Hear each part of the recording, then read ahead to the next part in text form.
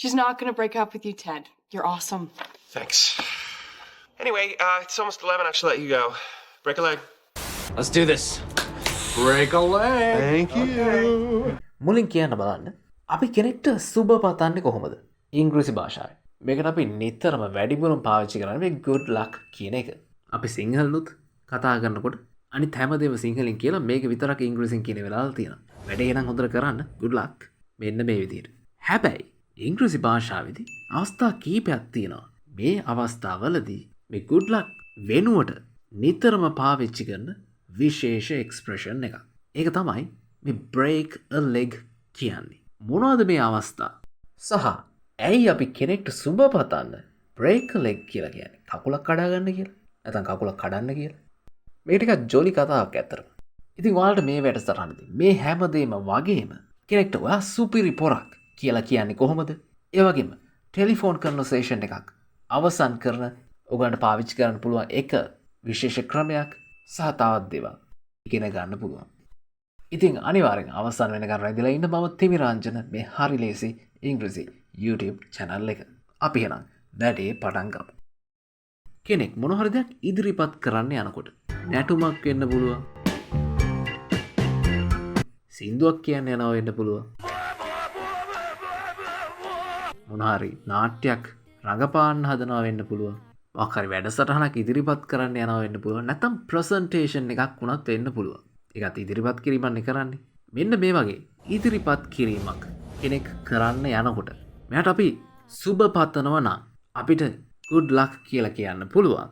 හැබැයි ඕනනම් ඒ වෙනුවට අපිට break a leg කියලා කියන්න පුළුවන්. මේක ඔයගොල්ලෝ දැනගෙන ඉන්න එක වටිනවා. මොකද break a leg කිව්වහම මේකේ තේරුම කකුලක් කඩන්න නැත්නම් කකුලක් කඩා ගන්න වගේ තේරුමන්නේ. ඉතින් කෙනෙක් මේ දෙයක් කරන්න හදනකොට ඇයි මෙහෙම කියන්නේ සුබ පතන්න?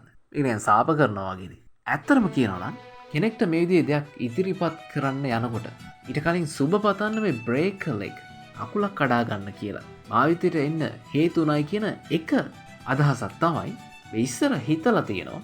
කෙනෙක් මොන හරි කරන්න යනකොට විශේෂයෙන්ම රඟපාන්න වගේ යනකොට ඊට කලින් good luck කියලා සුබ පතන එක අසුබයි කියලා. ඒ කියන්නේ මිත්‍යා විශ්වාසයක් මේක. අපි මේවට කියනවා superstitions කියලා. මේකත් එක්ක සමහරට ඔයගලන්ට මතක් වෙනවා ඇති අපේ ලංකාවේ නම් ඔය ඇස් වහ කියලා කියන්නේ නේ. ෂා මේක කොහෙන්ද අනේ? මේක මගේ. දෙයක් හොඳයි කියන එකට කැමති නෑ. එහෙම කිව්වොත් නරකක් වෙයි කියලා ඔය ඔයගලන්ට සමහරට මතක ඇති. ඔය හදමින් තියෙන ගෙවල් වල තු කියලා කෙල ගහන ඒවා චි කියලා ඔන්න ඔය විදිහට අප්සෙට් දේවල්. ටිකක් අන්න ඒ විදිහේ මේ හොඳ දෙයක් කිව්වොත් ඒක අසුබයි කියලා මිත්‍යා විශ්වාසයක් ඒ කාලේ තිබිලා තියෙනවා විශේෂයෙන් මේ නාට්‍යවල රඟපාන අය අතර. ඉතින් අපි මේ පතන දෙයට විරුද්ධ දේ තමයි වෙන්නේ කියන මේ මිත්‍යා විශ්වාසය පදනම් කරගෙන ඒගොල්ලෝ පුරුදු වෙලා තියෙනවා වැඩේ පටන් ගන්න කලින් අසුබ දෙයක් කියලා සුබ පතන්න.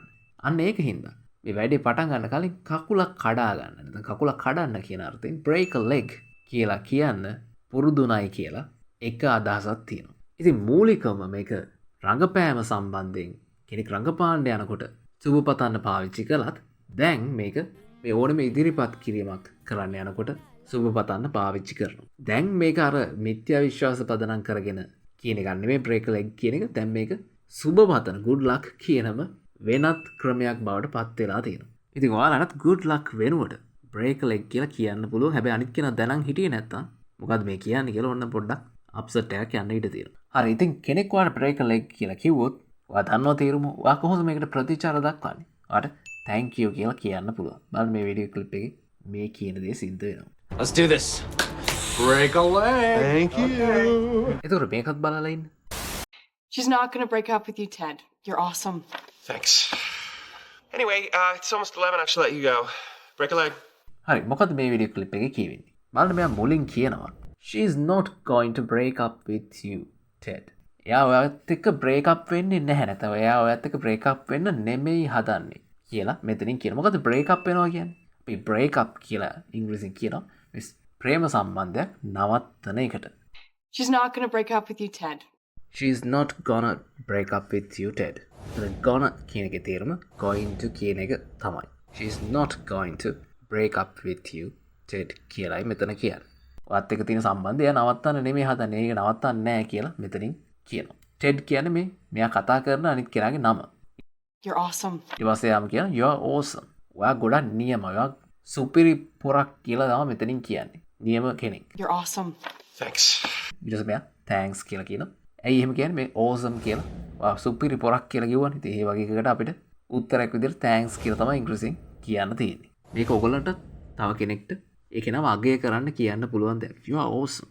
She is awesome. යා නියමයි. නියම කෙනෙක්. සුපිරි චරිතයක්. ඔයාට කෙනෙක් මෙහෙම කිව්වොත් you are awesome කියලා ඔයාට thank you කියලා උත්තර දෙන්න පුළුවන්. හරි. Anyway, it's almost 11. I should let you go. Break a leg. ඊට පස්සේ මේ ටෙඩ් කියනවා anyway it's almost 11. මොකද මේ කියන්නේ? දැන් මේ කෝල් එකකනේ මෙයා ඉන්නේ. මේ කෝල් එක දැන් මෙයාට නතර කරන්න ඕනේ මේ ටෙලිෆෝන් කෝල් එක. මෙච්චර කතා කර හිටපු දෙයින් සම්පූර්ණ වෙනස් දෙයක් මෙයා දැන් කියන්නේ කෝල් එක නතර කරන්න හින්දා. මොකද මෙයා කියන්නේ it's almost 11. it's 11 කිව්වොත් වෙලාව 11යි. it's almost 11. දැන් 11ට ගොඩක් ළඟයි. 11ම වෙලා වගේ තමයි තියෙන්නේ කියන අදහස තියෙනවා. මේ almost කියන මම වැඩසටහනක් කරලා තියෙනවා. ටිකක් පාරන වැඩසටහන. link එක මම වීඩියෝ එකේ description එකේ දාලා තියන්න ඕන බලන්න පුළුවන්. ඉතින් මේ it's almost 11 කියන එක ඉස්සරහට anyway කියලා දැම්මහම මොකක්ද දෙන තේරුම? අපි මේ anyway කියන එක පාවිච්චි කරන ක්‍රම කීපයක් තියෙනවා ඇත්තට. මේ එක තේරුමක් තමයි අපි සිංහලෙන් සමහර වෙලාවට කියනව නේද? හරි කොහොම හරි කමක් නැහැ කියලා. අන්න ඒ අර්ථයට ගොඩක් හිට්ටුවේ යනවා මේ anyway කියන එක මෙතන. එතකොට මෙතන මේකේ අර්ථය අපිට ගන්න පුළුවන් anyway it's almost 11 කිව්වහම කොහොම හරි කමක් නැහැ. දැන් 11ටත් ළඟයි. මෙන්න මේ අර්ථය. anyway it's almost 11. ඊට පස්සේ මෙයා කියනවා I should let you go. ඔන්න ටෙලිෆෝන් කන්වර්සේෂන් එකක් ඉවර කරන්න හොඳ ක්‍රමයක් මේක. I should let you go. දැන් ඔයාට මම යන්න දෙන්න ඕනේ කියන්නේ ෆෝන් එක තියලා ඔයාට ඔයගේ වැඩ කරගන්න ඉඩ දෙන්න ඕනේනේ. අන්නේ අදහස මේකේ තියෙනවා. ඇත්තටම ඔයගලන්ට මේ විදිහටම ටෙලිෆෝන් කෝල් එකක් ඉවර කරන්න පුළුවන්. මොකක් හරි කී ඉඳලා anyway it's කියලා වෙලාව කියලා නැත්නම් it's almost මෙන්න මේකයි කියලා වෙලාව කියලා I should let you go කියලා කියන්න පුළුවන්. ඊට පස්සේ මොකද කියන්නේ? ඊට පස්සේ ඔයාට ඕන bye කියන්න පුළුවන්. take care මේ වගේ එක අපිට කියන්න පුළුවන්. බලන්න මෙතනදී මොකද්ද මෙයා කියන්නේ? Anyway, it's almost 11. I should let you go. Break a leg. මෙයා කියනවා break a leg කියලා. මෙතනදී මෙයා good luck කියන එක වෙනුවට break a leg කියන එක පාවිච්චි කරනවා. මොකද මේ අනිත් කෙනා ගෑනු කෙනා දැන් තව ටිකකින් news කියන්න යන්නේ. ඉදිරිපත් කිරීමන්නේ. ඉතින් ඒකට good luck කියලා තමයි මෙතනින් break a leg කියලා කියන්නේ. හරි ඉතින් මම හිතනවා break a leg කියන idiom එක ඇතුළු තව ගොඩක් දේවල් ඔයගලන්ට ඉගෙන ගන්න ලැබෙන්නේ නැති කියලා.